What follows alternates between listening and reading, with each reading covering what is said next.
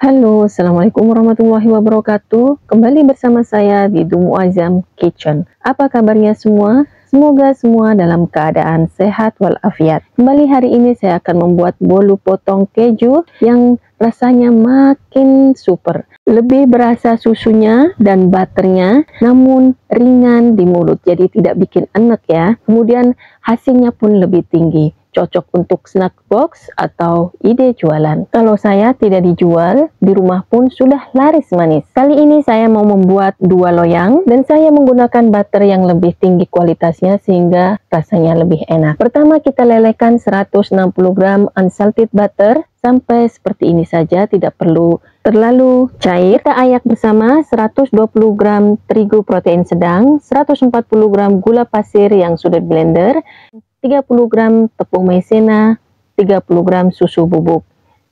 Kita ayak agar tidak bergerindil. Kita pecahkan 8 butir telur ukuran sedang, setiap butirnya sekitar 56-57 gram. Ini telur suhu ruang ya, dan usahakan masih fresh. Ini salah satunya tidak fresh karena emang sedang musim panas di sini. Masukkan bahan-bahan kering yang sudah diayak tadi, kemudian 2 tetes vanila dan 1 sendok teh SP. Semuanya akan saya mixer dengan kecepatan rendah terlebih dahulu, kemudian saya tingkatkan dengan kecepatan tinggi sampai kental, putih, dan berjejak. Nah, ini sudah jadi seperti ini jadinya, kental, putih, dan berjejak, kental sekali ini. Kemudian tahap selanjutnya adalah mencampurkan butter ke dalam adonan.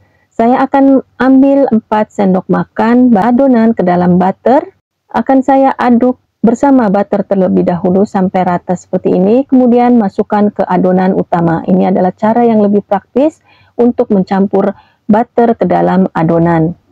Jangan sampai ada butter yang tertinggal di dasar adonan yang membuat kue nanti menjadi bantet. Ini sudah saya siapkan 2 loyang dengan ukuran 22 x 22 cm, tinggi 4 cm. Sudah saya alas dengan baking paper, tidak perlu dioles lagi dengan butter. Kita bagi menjadi 2 adonan dengan sama rata.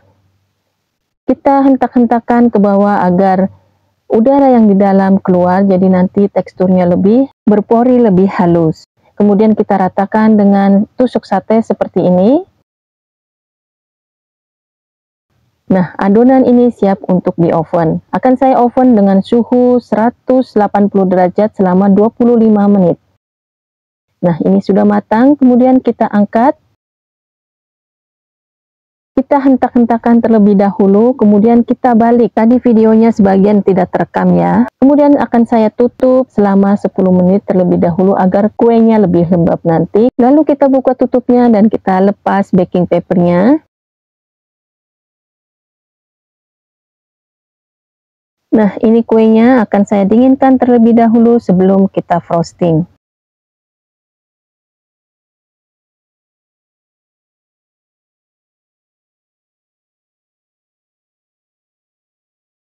Ini dia hasilnya, walaupun menggunakan 4 telur setiap pannya ya, tetap hasilnya lebih tinggi.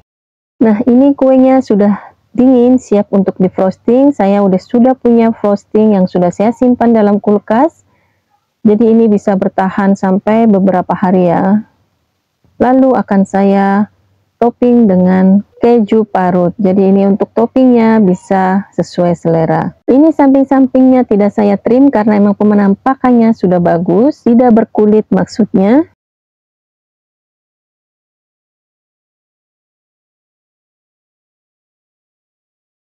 Nah, ini kuenya siap untuk dipotong. Nanti akan jadi 16 pieces dengan ukuran yang lumayan besar.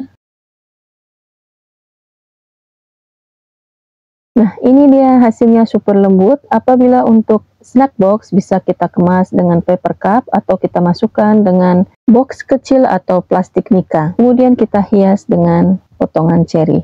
Hasilnya sangat lembut, moist, tidak seret di tenggorokan dan ringan ya. Jadi tidak enak. Ini anak-anak suka sekali, jadi tidak perlu beli lagi. Dalam waktu sekejap habis ibu-ibu. Oke, terima kasih sudah bersama saya hari ini. Mohon maaf apabila ada salah dan kekurangan. Semoga video saya bermanfaat dan jangan lupa like, comment, share, dan subscribe dan aktifkan tanda loncengnya. Terima kasih. Wassalamualaikum warahmatullahi wabarakatuh.